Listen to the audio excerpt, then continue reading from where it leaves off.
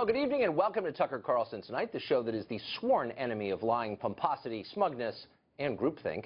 Time magazine just reminded us it exists by naming President-elect Donald Trump as the Person of the Year. Fair enough, hard to think of anyone more newsworthy this year than Donald Trump. But to many on the left, Time's cover was a reminder that Trump is indeed going to be president and was therefore a trigger. Here now is one person who felt that way, Erin Schrode. She's a Democrat and former congressional candidate from California. Erin, thanks a lot for joining us tonight. Thanks for having me. The reason I want to talk to you was a tweet that you sent out after seeing the cover, I think, on the Today Show this morning, and you wrote this. Adolf Hitler was Times Man of the Year in 1938. Donald Trump is Times Man of the Year in 2016. Discuss. And I just saw the irony there because comparing someone to Hitler, of course, is not an invitation to discuss. It's the end of the discussion, isn't it?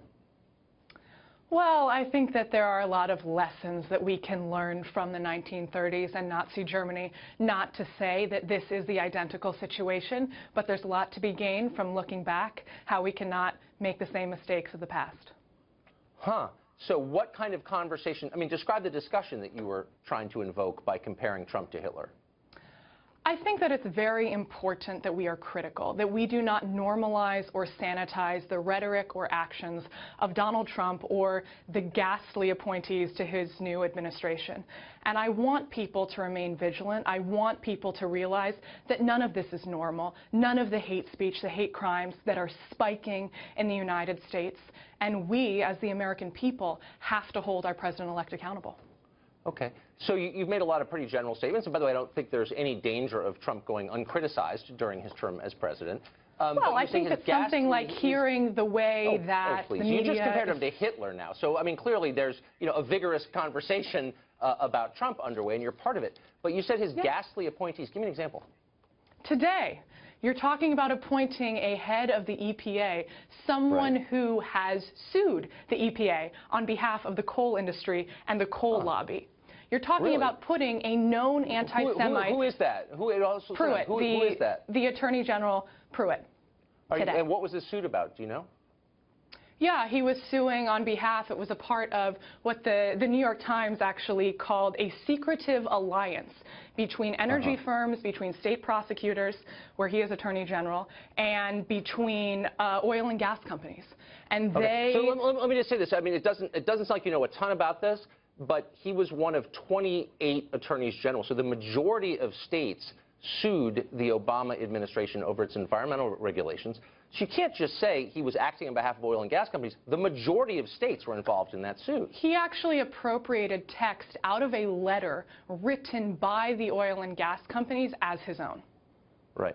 So what about that did you disagree? In other words, so what you're doing here is you're quoting out of context some New York Times piece that says because he has the same views as an oil and gas company, that they're illegitimate, but you're not actually making the case against him. And that, I guess, is what bothers me. I think there are a lot of cases to be made against Trump or his policies, and that's all totally legitimate. What is not legitimate and what does not lead to fruitful conversation or solutions is name-calling, and that's what you're doing. I don't believe so. I think that someone who sues to remove protections that protect families, American families, from mercury, from arsenic, that protect our wetlands, that reduce the air pollution so that we can have a right to breathable air is not name-calling. Nobody is contesting a right to breathable air. I guess my point, just to say it again, is you don't actually know anything about what you're talking about, and you're throwing out a lot of allegations as if someone were against clean air or for mercury. Is there another side to the case? Do you understand their position, or does that not even interest you, learning what they think? It's not about learning what they think. It's about the fact that this man, who is the head of the EPA, the nominee, has already acted on behalf of these very things about which we're speaking. He has sued to lessen the regulations from an environmental and public health standpoint. That is fact. That's non-negotiable. Around air pollution? It's not, you can't name a single one. I think, now I'm don't want to be mean now, but I think you studied at the Department of Social and Cultural Analysis at NYU. Do you have a degree in the hard sciences? I do have a degree in social and cultural analysis. I'm the proud co-founder of Turning Green, a nonprofit, and we've been working on environmental advocacy since January 2005. Is that someone can start an environmental nonprofit with no science background. Do you think that's a little weird?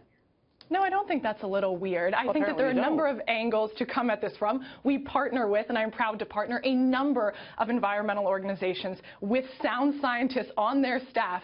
350.org, NRDC came out today to absolutely categorically call out this man for being a climate denier.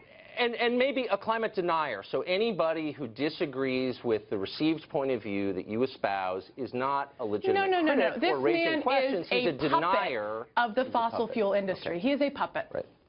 Yeah. I don't actually think you know anything about him or the suit, and I don't think you have the background to make those claims. I can cite 3 specific suits: wetland protection, the air pollution, and the toxins related to mercury and arsenic. What does that even mean? The air pollution? What suit is that? What law was he contesting? He sued to reduce regulations around carbon pollution in the air. Okay. So all regulations are good, and anyone who challenges them is an accomplice to Hitler's rise, is a denier. I mean, what you're doing No, these are conclusions to which you are arriving.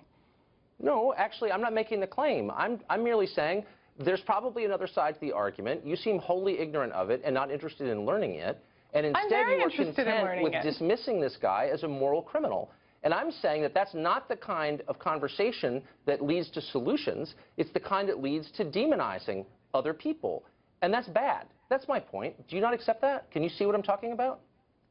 I see what you're talking about, that name-calling and hate speech and toxic rhetoric is how we've derived at this point. We have a president-elect who has built a whole campaign cycle around it. You just compared this guy to Hitler, and then with a straight face, you're going to accuse him of engaging in hate speech. I mean, I'm sorry, I can barely hear the irony alarm is so loud in the background. I don't want to be cruel to you. This man, Donald Trump, has appointed as his chief strategist and top advisor, Steve Bannon. Are you going to tell me that Steve Bannon is not a white supremacist, is not an anti-Semite, that he is putting that very ideology in the Oval Office?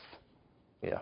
All right. We got the hand gestures down, but the argument leaves something to be desired. Erin, thanks a lot for joining us. I appreciate it.